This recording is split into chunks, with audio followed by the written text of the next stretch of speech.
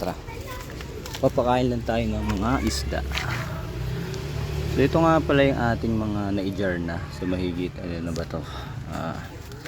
1, 2, 3, 4, 5, 6, 7, 8, 9, 10, 11, 12, 13, 14, 15, 16, 17, 18, 19, 20, 21, 22, 23, 24, 25. Tapos meron tayong dalawa din sa loob. Ayan, tingnan natin, oh. Nagpi-flare na itong dalawa, oh. Wow! Ayan, oh. Grabe, nagpapasiklaban yung dalawa rito. Ayan, ayan, oh. Itong isa maganda yung forma, oh. Ayan, oh. Boom. Kaya lang hindi masyadong pointed yung anal fin niya. Medyo may pagkaano.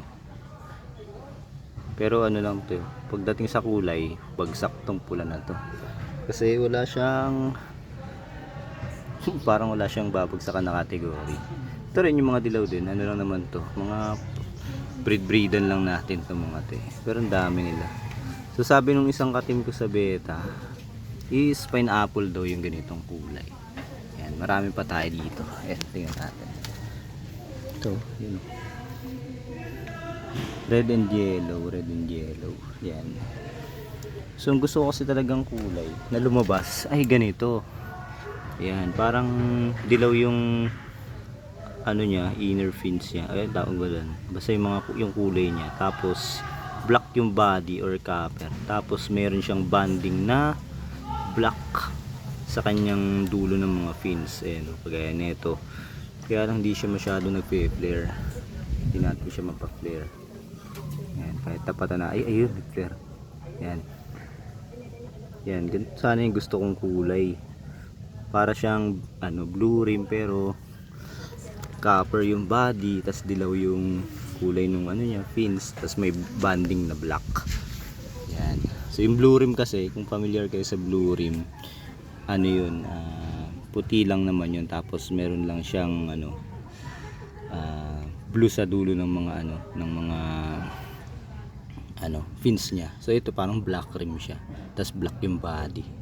So yun, yun kasi yung binivisualize ko na kulay. So yan, lumabas naman, ito nga yun. Kaya lang ito yung iba hindi masyado. Pero ito grabe mag-fair to. Ang ganda. So yun nga, pero kung isasali nyo to sa mga show, hindi ko alam kung papasok ng mga ganito. Pero parang hindi. Ito rin maganda rin sana to, kaya lang dumi yung kanyang ano, jar. Hindi natin makita masyado pag nag-flare. Pero try natin. Ayan. Pero maganda rin to eh. Ayaw nyo mag-flare masyado. Eh, nag-flare na. Kaya hindi natin makita, sayang. Ayan, dito mag-flare ka. Yun, no? Oh, ang ganda.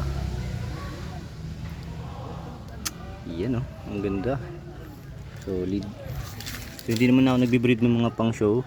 Ano lang to. Ito pa isa. Ganda rin itong pula na to. Ito. Ganda yung forma eh. Ayan. So salamin nga pala yan guys, yung pinapakita natin sa kanila para nakikita nila yung reflection, tapos magre-react sila dun. Yan. So papakainin pa lang natin itong mga to ngayon. Ayan, meron pa rito. Ito isa kapatid nila to, kaya lang hindi ko alam bakit naging puti. Yan. Nagkaroon ng kulay puti.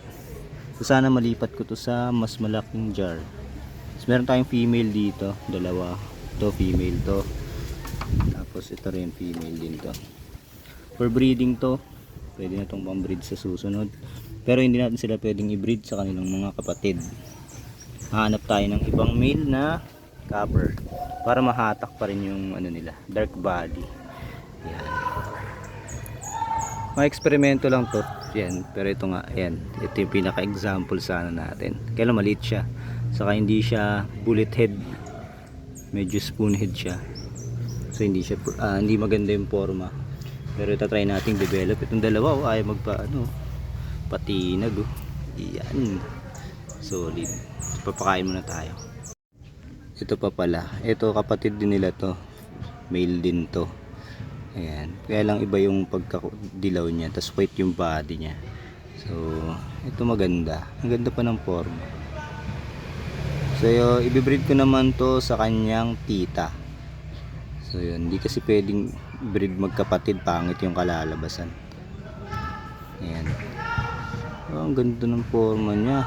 Ganda, malipat natin to sa ano, sa ibang lalagyan. Ganda guys, promise. Pero sa mata ng mga judge saka ng mga breeder talaga, ano to, bagsak tong mga ganito guys. Yan, hindi naman tayo ano talaga eh. So kontento na tayo sa mga ganyan. Yan. So ayan, hanggang dito na lang ating video. So sa susunod, kailangan ano, lagyan na natin sila ng harang bawat isa, kasi lalo na to, may stress yung mga ganito, flare ng flare. So mapapagod sila ng mapapagod at may stress sila. Ayan. But the good thing is napaka healthy nila. Ano yan, indikasyon yan na healthy sila kapag nagpi-flare talaga sila. Ayan. Ayan. Pag nagre-react sila, yun. Yun nga lang, papagod sila kasi wala pa tayong pantakip eh, and malilit talaga yung lalagyan nila. Subukan natin makapaglagay ng mas malalaking lalagyan. Yun oh, solid. So yun lang guys, maraming salamat mga kaibigan. Ingat sa lahat, ride safe, happy fish keeping, and to God be the glory.